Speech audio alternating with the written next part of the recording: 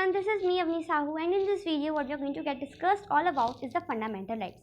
तो fundamental rights क्या हैं तो हम उनको आज के हमारी क्लास में देखने वाले हैं। तो देखिए फंडामेंटल राइट्स उन राइट्स को कहा जाता है जिनको आपसे कोई भी नहीं छीन सकता।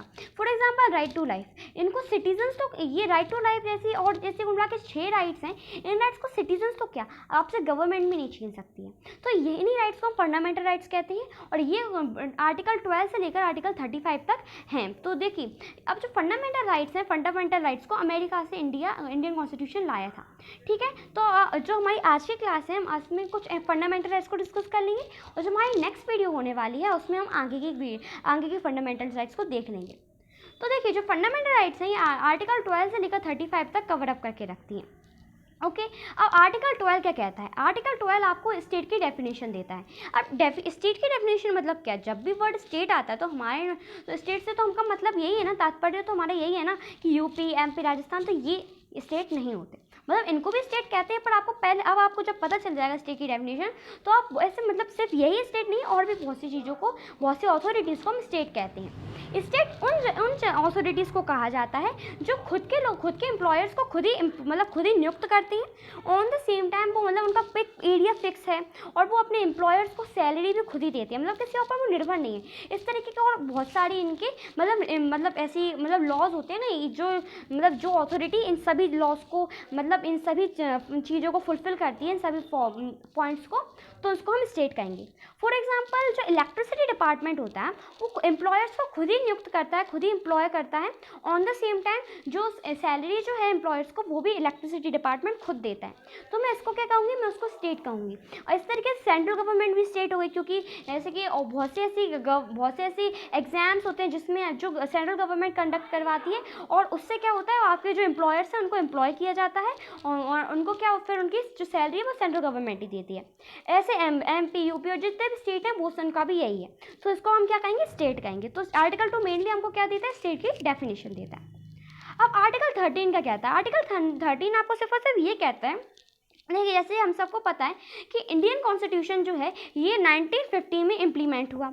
अभी 1950 में जब इम्प्लीमेंट हुआ तो इसके अंदर का जो कॉन्स्टिट्यूशन के अंदर के जितने आर्टिकल्स हैं वो तो हैं ही, और इसके पहले के जितने भी लॉज हैं ये लॉज जो कॉन्स्टिट्यूशन में वो लॉज और जो आज़ादी के पहले के लॉज हैं वो सब हमारे जो इंडिया में हमारे फ्यूचर में इम्प्लीमेंट रहेंगे, पर सिर्फ और सिर्फ एक ही शर्त पर कि वो हम जो किसी और इंसान की फंडामेंटल राइट को वायलेट नहीं करते।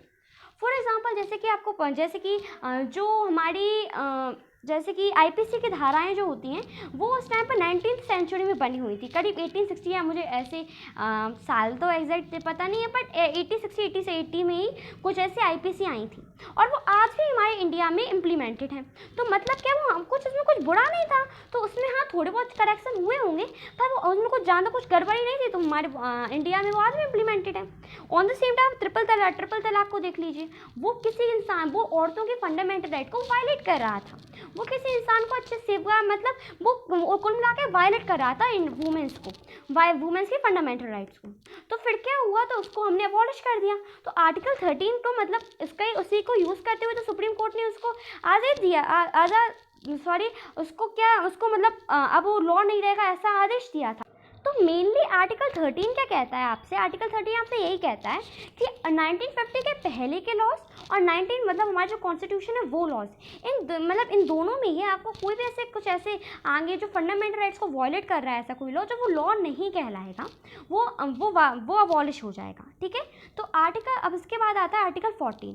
अब आर्टिकल 14 क्या कहता है? Equality before law and protection of laws. इसका मतलब क्या? जैसे कि आपने ये वाली पिक्चर तो पक्का देखी ही होगी, इसमें क्या बताया जा रहा है कि ये है कानून और यहाँ पर क्या है? ये पट्टी बंधी हुई है। मतलब क्या? कानून को पता नहीं है कि आप कौन हैं, आप प्रेसिडेंट हैं या जस्ट एक ड्राइवर हैं, डजंट मैटर।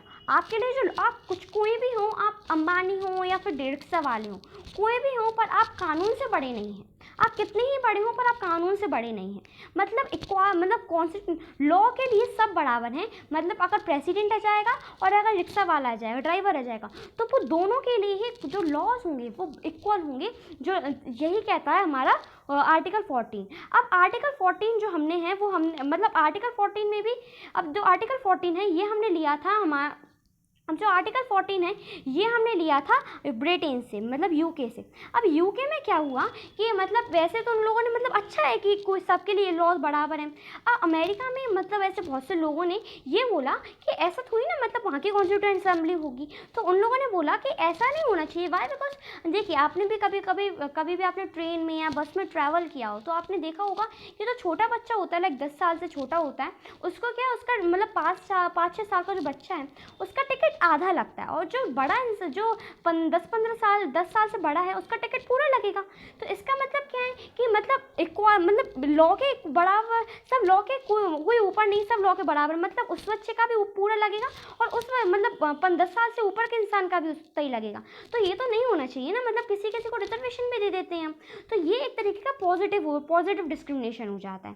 तो हम इसको क्या कहेंगे, तो इसमें इसलिए अब जो वहाँ का जो लॉ है, मतलब जो अमेरिका का जो लॉ, तो दोनों ही हमारे देश में इम्प्लीमेंटेड, यानी जो यूके का लॉ है और जो यूएसए का, मतलब इन दोनों की जो थ्योरीज थी ये दोनों ही हमारे कंट्री में अभी इन प्रेजेंट टाइम इम्प्लीमेंटेड है। जो यूके का जो थ्योरी थी तो वो हमारे इंडिया में अभी करीब 20% इम्प्लीमेंटेड है, और यूएसए की तकरीबन 80%। यानी ज़्यादातर हमारे इंडिया यूएसए वाली जो थ्योरी है उसी पर ही ज़्यादा मतलब विश्वास रखता है।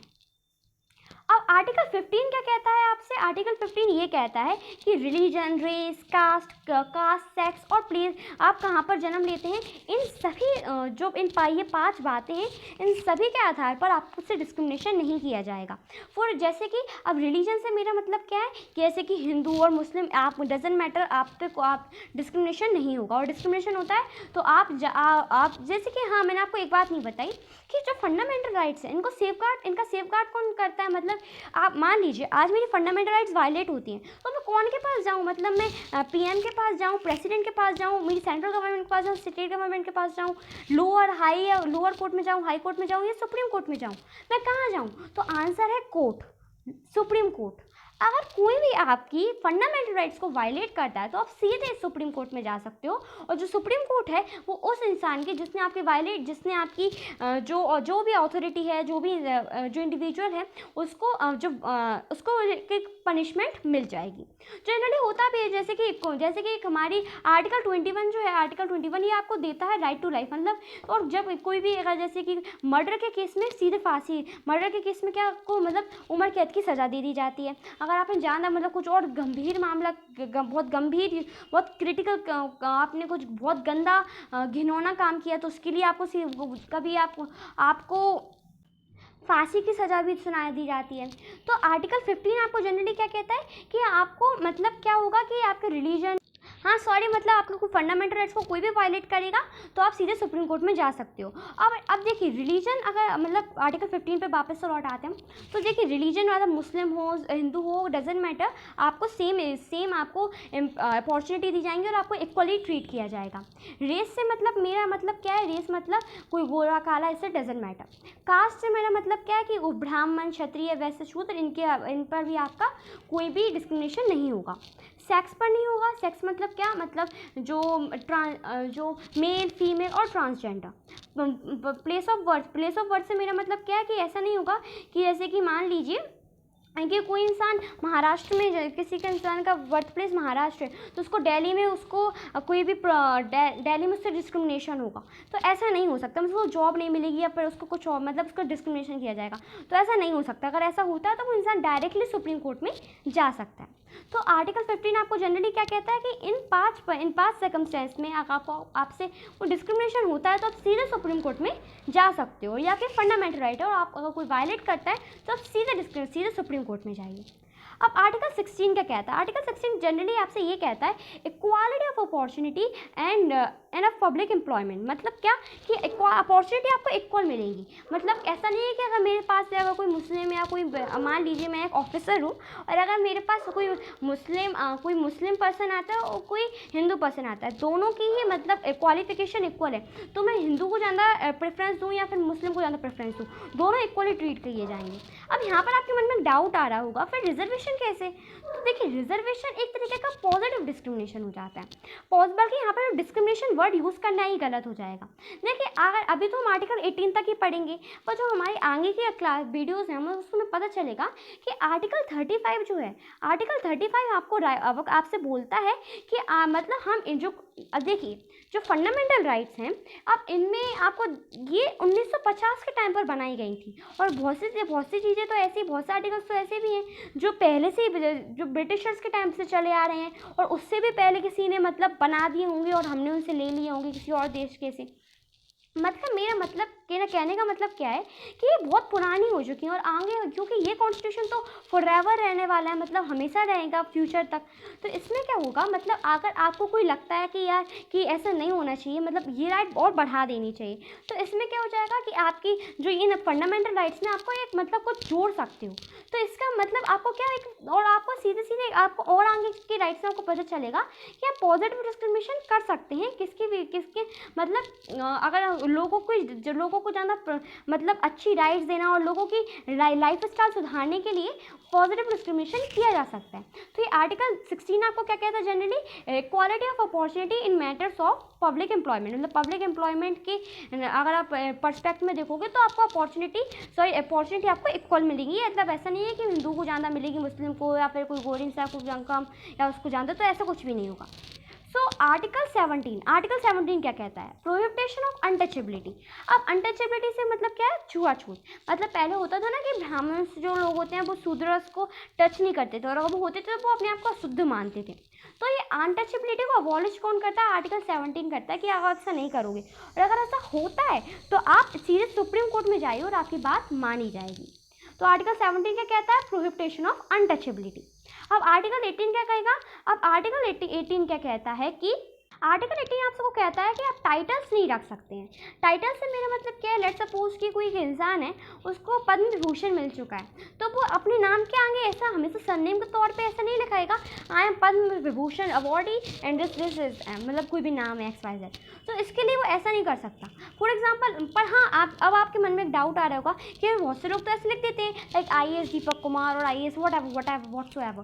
तो मतलब इसमें क्या होगा कि मतलब आप पर ऐसा आर्टिकल 18 आपसे ये भी कहता है कि अगर आपने कोई भी अगर आपने पढ़ाई कर एक डिग्री हासिल करी, जैसे कि जो डॉक्टर्स होते हैं वो अपने नाम के आगे डॉक्टर लगाते हैं, सो इट्स मतलब उसमें कुछ बुराई नहीं है। तो आप जो आपने पढ़ लिख कर मेहनत कर अपने मतलब ये डिग्री हासिल करी, तो आप वो आगे लिख सकते हो अपने नाम पे। आपने देखा भी होगा कि बहुत से लोगों के नाम के आगे ब्रैकेट में उनकी डिग्री लिखी रहती हैं। जैसे कि आपने बहुत से टीचर्स देखा होगा जो मतलब बहुत से टीचर्स को आप देखा होगा कि वो उनकी नीचे जैसे कि BTech करी है तो उनका बीच में BTech लिखा रहता है ब्रैकेट में। तो वो क्या होता है, वो मतलब उन्होंने ऐसा मतलब वो ऐसा लिख सकते हैं, पर ऐसा नहीं कर सकते जैसे कि मान लीजिए कोई बहुत पहले जैसे कि 1947 से पहले वो कोई राजा था, मतलब कोई ऐसा एक इंसान मतलब एक ऐसा वंश था, तो वंश के आधार पर जो आगे की जो अभी की पीढ़ी है वो महाराज या महारानी नहीं लगाएगी अपने नाम के आगे।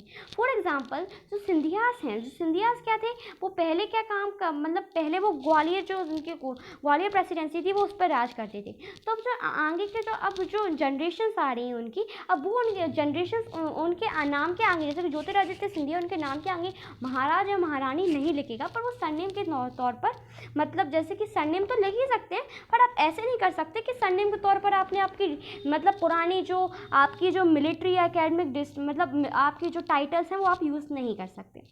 तो ये हमने आज आर्टिकल 12 से लेकर आर्टिकल 18 तक अच्छे से पढ़ लिया, और फंडामेंटल राइट्स के बारे में हमने एक रिव्यू भी ले लिया। तो हम एक क्विक रिवीजन ले लेते हैं कि आज की क्लास में हमने क्या पढ़ा। तो देखिए आर्टिकल 12 क्या कहता है, आर्टिकल 12 आपसे बेसिकली क्या कहता है कि आपको स्टेट की डेफिनेशन देगा। स्टेट किसको कहते हैं, जिसके पास जो खुद के मतलब एम्प्लॉयर्स को एम्प्लॉय कर देगा, जिसका एरिया डेफिनेट है और इस तरीके की काफ़ी बहुत सारी इस तरीके के लॉज होते हैं। फिर इसके बाद जो इन चीज़ को फुलफिल करते हैं वो स्टेट कहलाता है। तो आर्टिकल 13 क्या कहता है कि ऐसे कॉन्स्टिट्यूशन के पहले के लॉज और जो कॉन्स्टिट्यूशन में अभी के लॉज हैं जो फंडामेंटल राइट्स को वायलेट करते हैं, पहले तो कॉन्स्टिट्यूशन में तो ऐसे जानतर लॉज है ही नहीं जो फंडामेंटल राइट्स को वायलेट करते हैं, पर फिर भी अगर ऐसा होता है तो आप उसको हटा सकते हो। तो फंडामेंटल राइट का आपको जैसे कि आर्टिकल 13 है। फिर आर्टिकल 14 का आपको इक्वालिटी प्रोटेक्शन, मतलब no one is above the law. Article 15 क्या कहता है आपसे, आर्टिकल 15 कहता है रिलीजन, रेस, सेक्स, कास्ट और प्लेस ऑफ बर्थ के आधार पर आपसे डिस्क्रिमिनेशन नहीं किया जाएगा। आर्टिकल 16 आपको इक्वालिटी ऑफ अपॉर्चुनिटी देता है। अब आर्टिकल 16 में रिजर्वेशन की बात आ जाती है कि रिजर्वेशन क्यों होता है। तो अब देखिए हाँ, आपको इक्वालिटी और इक्विटी का मतलब पता होना चाहिए कि इक्वालिटी क्या होती है और इक्विटी क्या होती है। देखिए यहाँ पर आपको ये वाली पिक्चर जो है ये आपको बता रही है कि इक्वालिटी, ये पहली वाली पिक्चर जो है ये इसको मैं नाम ए दे देती हूँ और इसको मैं बी दे देती हूँ। तो आप यहाँ पर देखो तो ये यहाँ पर इसको मतलब एक सेम बॉक्सेस पर उनको खड़ा कर दिया और उनको क्या हो रहा है, मतलब सेम बॉक्सेस पर खड़ा कर दिया और उनको इक्वालिटी दे दी। तो क्या अब ये छोटा बच्चा है, अब इसको कितनी मेहनत करनी पड़ेगी और क्या पता है इतना गरीब है कि इसकी आगे की जो ये आगे एजुकेशन नहीं मिल पा रही, हेल्थ नहीं मिल पा रही, तो इसकी वजह से आगे चल के अपनी लाइफ को नहीं सुधार पाएगा, मतलब इसको कुछ भी नहीं मिलेगा, मतलब आगे जनरेशन पता नहीं कितनी जनरेशन की इस तरीके से बीत जाएंगी। इसलिए यहाँ पर और इसलिए अब इक्वालिटी इक्विटी में बेसिकली यही अंतर होता है कि यहाँ पर क्या होता है कि तुम जो बड़ा ये जो वाला इंसान है, अब ये तुम बढ़ रहे हो, मतलब तुम यहाँ पर ये ब्राह्मणास और क्षत्रियास को रिप्रेजेंट कर रहे हैं। मतलब अगर आपको जो जनरल कैटेगरीज को, तो मतलब अगर आप बढ़ रहे हो तो बढ़ो, आपको कोई नहीं रोकेगा। पर जो ये छोटा बच्चा है इसको तो बढ़ने दो आप, क्योंकि ये क्या होगा, क्योंकि अगर ये छोटा है मतलब अगर इक्वालिटी कर दी तो ये तो इक्वालिटी से बड़ी अच्छी कोई चीज़ होती ही नहीं है। बट फिर भी अगर आप देखो तो ये जो बच्चा तो पीछे ही रह जाएगा ना, इसकी पता नहीं कितनी जनरेशन ऐसी निकल जाएंगी। अच्छे से एजुकेशन के बिना तो कुछ होता ही नहीं है और एजुकेशन नहीं मिल पाएगी तो अच्छे से कुछ कर भी नहीं पाएगा। तो ये क्या देता है, मतलब ये हमें क्या रिप्रेजेंट करता है कि इक्विटी और इक्वालिटी में बेसिकली ये फिगर आपको एक आइडिया दे देती है कि ये होता क्या है। तो इक्विटी में यहाँ पर क्या देती है, इसको थोड़ा रिजर्वेशन दे दिया और इस बच्चे को थोड़ा सा रिजर्वेशन दे दिया ताकि ये थोड़ा ऊपर उठ जाए और ये और लोगों के बराबर का देख सके। तो जैसे कि आपने देखा होगा ये करीब 120 मार्क्स पर किसी मतलब मान लीजिए कोई एग्जाम है और उसमें ऐसा मान लीजिए 120 उसका क्वालिफिकेशन है जनरल कैटेगरीज के लिए और 110 पर ही हो जाएगा किसी और का सिलेक्शन जो SC ST पे बिलोंग करते हैं। तो ये क्या आपको ये फिगर आपको क्या बताती है, ये फिगर आपको जनरली बताती है इक्वालिटी और इक्विटी में बेसिकली अंतर। तो ये आपको आई होप आपको समझ में आ गया होगा कि जो रिजर्वेशन है वो पॉजिटिव डिस्क्रिमिनेशन है और इस तरीके से आप इसको ये नहीं क्लेम नहीं कर सकते कि आर्टिकल 16 ये कुछ गलत है या कुछ है कि हम जो रिजर्वेशन है आर्टिकल 16 के खिलाफ है या इसको वायलेट कर रहे हैं। अब आर्टिकल 17 क्या कहता है, राइट प्रोहिबिटेशन ऑफ अनटचेबिलिटी नहीं कर सकते और होती तो आप सीधे सुप्रीम कोर्ट में जाओ। आर्टिकल 18 आप टाइटल्स नहीं रख सकते।